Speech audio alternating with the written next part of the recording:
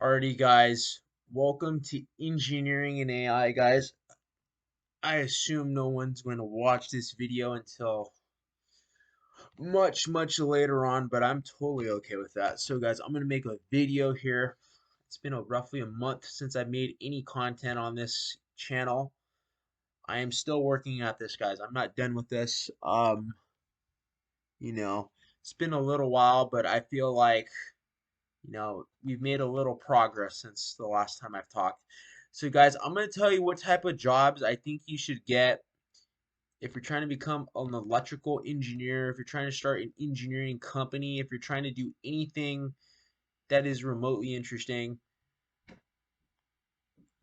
I can kind of get you through the process here. So, guys, first things first, guys, I'm currently working as an estimator estimating various types of electrical drawings, which I feel is a very good field if you want to become an engineer, if you want to do anything engineering related. It's pretty goddamn useful. Basically what my work consists of is going over uh give me one second, guys. Um, you know, I think it's incredibly useful to study AutoCAD. I feel like it's very good in general, to understand very complex drawings and analyzing it in a way that systematically makes sense. I've been finding it very beneficial to see the type of AutoCAD design work of what an engineer does. One of the my other interests in engineering, biology, psychology, neuroscience, has been this desire to unify various fields of knowledge into one single whole, guys. Because I feel like neurotypicals are too focused on one fucking field that they forget the forest from the trees and the trees from the forest. Remember, guys, that I believe the ideal situation is to see the trees from the forest and the forest from the trees. Go back and forth.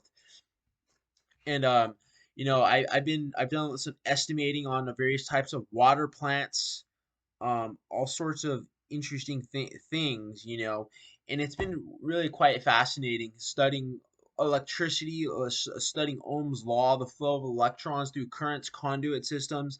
That type of thing has been really interesting. So I think if you're just a humanities major, if you're trying to make this transition, I think it's very doable.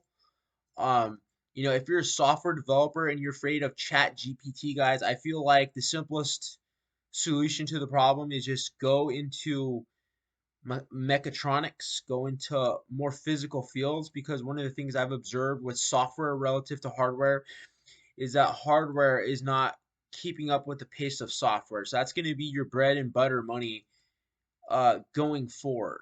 Okay, your bread and butter money is going to be developing highly technical PLC systems using forms of ladder logic, controlling circuit boards, robotic pulley systems, that type of thing in most conveyor belts, guys. That's kind of what most companies do, is they just have simple conveyor systems, which is really not that complicated, guys.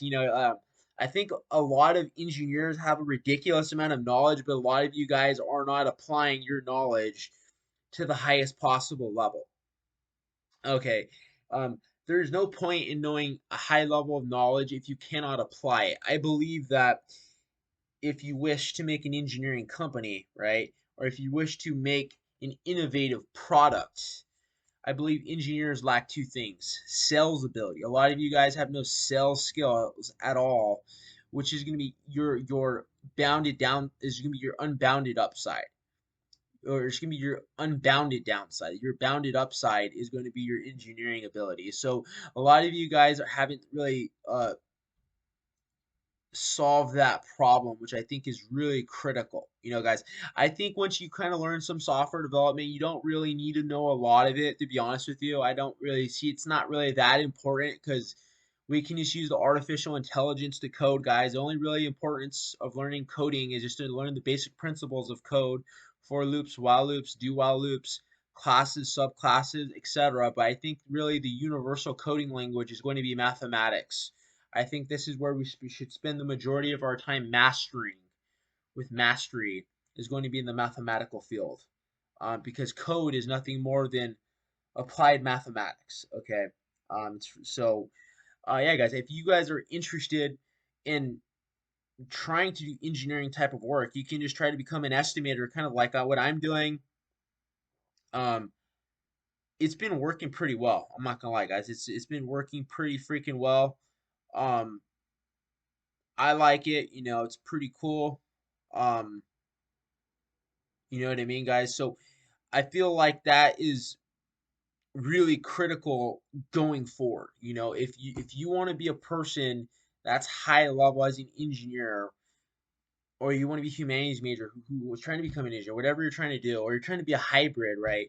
The simplest thing to do, I would think, is just start studying AutoCAD drawings. That's literally what I do all day, guys. I get 500 drawings from an electrical engineer about wastewater plants, and I get to see how it's designed from the ground up. So if anything, guys, I'm learning engineering right now. Literally, everything I'm doing is engineering. Okay, I don't have a title for it, but that's the simplest idea, right, guys? So estimating, I think, is great if you can, learn how to work with like circuit boards, understanding how mechatronics work. That would be fantastic.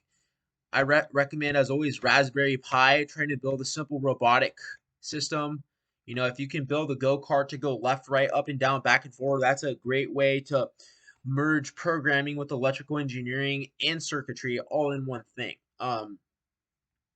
So I'm trying to think if there's anything else interesting. Maybe another one is become an electrician for a little bit. Maybe that's also worthy of doing, guys. I've seen a lot of electricians who have a high degree of practical understanding of electricity and implementation knowledge, which I think is very beneficial going forward. If you have a high implementation knowledge base, you're going to be able to create some really high level products. I think a lot of engineers, in my opinion, software developers, lack the ability to consistently execute a high level product, which is why you guys are losers, is because you're not working at the highest level to execute tangible goods.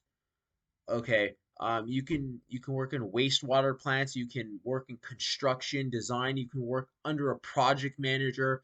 There's so many areas where you could learn from. If you want to become a project manager, work under a project manager, study what he does, learn about quotes, estimating, guys. Learning estimating has been incredibly valuable to me. I've learned a lot in terms of revenue streams, revenue models, how to sell things, what's profitable, what's a profit loss statement.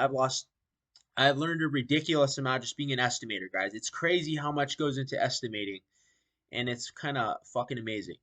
But I think it will be very beneficial as I start my own engineering company. That's going to be the long-term ambition of this channel, is to build innovative product design to change the world. That will ultimately be the number one objective, is to do that single purpose. Because if we can do that, guys, we can do some very interesting things that I believe are worthy of pursuing in across the delay gratified future. So if you guys have any other thoughts on how you want to become an engineer, I would just start with calculus, work your way up.